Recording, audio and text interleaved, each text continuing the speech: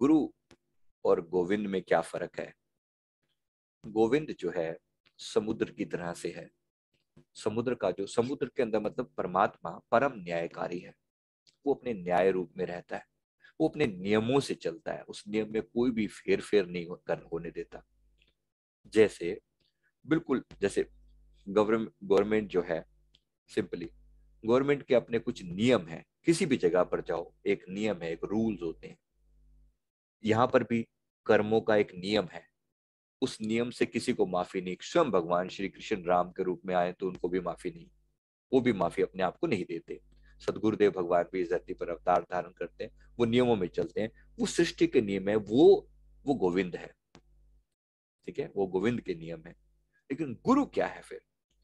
जैसे गुरु उन नियमों के ऊपर भी अपनी सत्ता, अपनी ताकत के द्वारा, अपनी सत्ता के द्वारा, अपने प्रेम के द्वारा उन नियमों को भी बदलने की ताकत रखते हैं। प्रबल प्रेम के पाले पड़कर प्रभु को नियम बदलते देखा, अपना मान भले टल जाए, भक्त का नाम न टलते देखा। जब हम कहते हैं ये वाली बात, तो ये बात समझा रहे हैं गुरु और गोविंद का फर्क। गुरु जो है, गोविंद जो है, वो नियम के साथ आते हैं। गोविंद तक पहुंच पाना सबके लिए सहज नहीं है, निराकार है।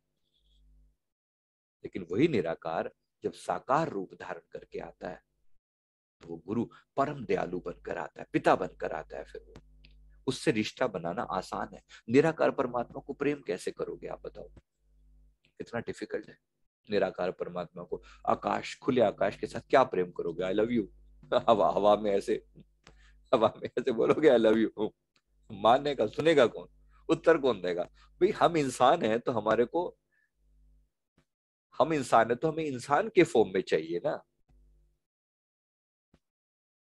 गुरु नानक देव जी महाराज जी फरमाते, समुद्र विरोल शरीर हम देखिया, एक वस्तु अनूप दिखाई।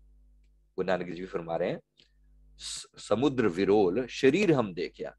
समुद्र विरोल मतलब समुद्र मंथन करके, समुद्र मंथन किया गया था ना, एक तरफ देव और एक तरफ दानव, दोनों ने खींचा और मधानी बनाकर जब उसको खींचा तो उस मंथन से बहुत कुछ निकल के आया।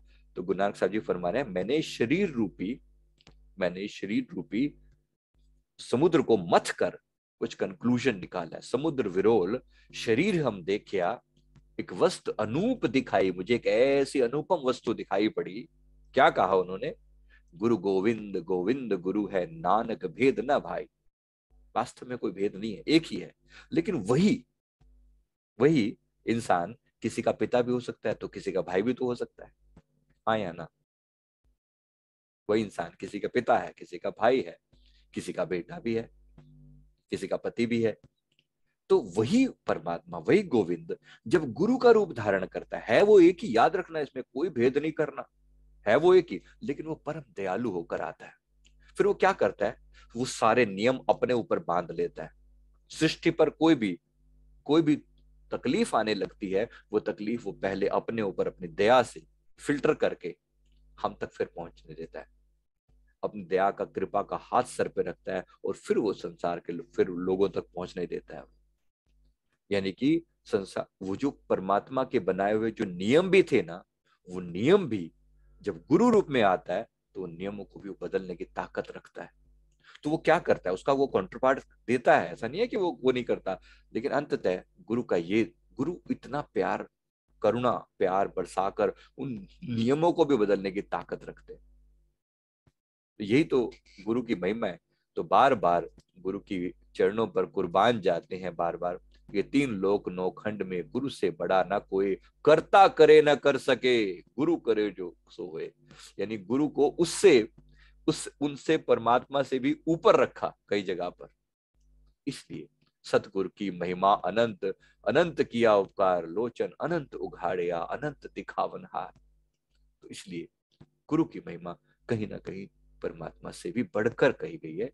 क्योंकि बदलाव ले आते हैं गुरु, जो है वो नियम बदल देते हैं कुछ समय के लिए, मतलब कुछ अपने भक्त के प्रेम में आकर। ऑफ कोर्स वो प्रिपेयर करते हैं हमें निराकार परमात्मा में मर्ज होने के लिए। लेकिन पहले हम उनके लायक तो बन जाएं, हम तो उसके चरणों से मिल जाएं। ये बहुत बड़ी बात है, हम तो उसके चरणों से मिल जाए। हमने परमात्मा को मांगा ही नहीं कभी। परमात्मा को मांगना मतलब मुक्त मांगने ना, मुक्त हो गए, लीन हो गए परमात्मा में। हमने तो मांगा ही नहीं कभी। इसलिए तो मैं बार बार बोलता हूं, तैयारी करना मुक्ति के लिए, तैयारी मुक्ति के लिए करना, लेकिन आना बार बार भक्ति के लिए। बनी रहे तुमरी ठकुराई, चाकर राखो देव सेवकाई। सेवक बन के मांगना। सारा संसार सेवा ही तो कर रहा है। मेरे सतगुरुदेव भगवान जी भी इस धराधाम पर जब सतगुरु के रूप में प्रकट होते हैं, वो कहते हैं हम सेवक हैं, हम तो चाकर हैं गोविंद सरकार के। हम तो चाकर हैं गोविंद सरकार के, चाकर है उसके। आनंद आता है सेवा करने का। सूरज सेवा कर रहा है, चांद सितारे सेवा कर रहे हैं, ग्रह नक्षत्र सब सेवा ही तो कर रहे हैं। ये पंच तत्व सेवा ही तो कर रहे हैं, वो परमात्मा की सेवा में लीन है ना। आनंद ले रहे हैं सेवा का। भक्त हैं ये भी, परम भक्त हैं। सूर्य देव कभी कहते हैं कि भाई नहीं, आज नहीं, आज मूड नहीं है उठने का, बहुत दिन हो गए हैं, बहुत तंग हो गए, नहीं। भक्त है। भक्त सदा अपने अपने पिता, अपने प्रभु परमात्मा के प्रति अपने नियमों को फिर वो उसके प्रति दृढ़ भक्ति के भाव के साथ लगा रहता है, सेवा करता रहता है। हम भी भक्त हैं, तो ये भक्ति करना प्यार से। तो गोविंद गुरु का फर्क समझ में आ चुका होगा कि गुरु गोविंद क्या और गुरु क्या। तो गोविंद के रूप में परमात्मा निराकार तत्व में है, और गुरु के रूप में वही परम प्रेममयी बनकर आता है। दोनों एक ही है, भेद भी नहीं करना, लेकिन एट द सेम टाइम ये भी जानना कि गुरु कहीं ना कहीं गोविंद से भी बड़ा रोल प्ले करते हैं। क्योंकि हम जाने कैसे परम पिता को, हम कैसे जाने। गुरु बैठकर समझाता है, कष्ट लेता है, तकलीफ लेता है, उनकी तकलीफें अपने ऊपर झेल कर भी उनको परमात्मा के सामने प्योरीफाई करके पेश करता है। ये गुरु की महिमा है, कहीं ना कहीं गोविंद से भी ज्यादा। इसलिए तो परमात्मा भी जब आते हैं इस धरती पर, वो भगवान राम कृष्ण ते को बड़ा तिन हूं तो गुरु कीन, तीन लोक के है धनी गुरु आगे आथीन। राम कृष्ण भी इस धरती पर अवतार धारण करते हैं, तो भी वो भी गुरु के आगे वंदन करते हैं ना। इसलिए गुरु को भी नमन है, उन भक्तों को भी नमन है जिन्होंने गुरु की भक्ति करके अपने आप को संवार लिया। भक्ति प्रभाव मिटी सकल धर्मदास की पीर, कोटि जन्म के पुण्य से सतगुरु मिले कबीर। उन्होंने यही नहीं कहा गोविंद मिले कबीर, सतगुरु मिले कबीर। बाद में पता चलता है कि गुरु और गोविंद एक ही बैठे हुए हैं। भेद मत करना, आनंद लेना इसमें। Thank you very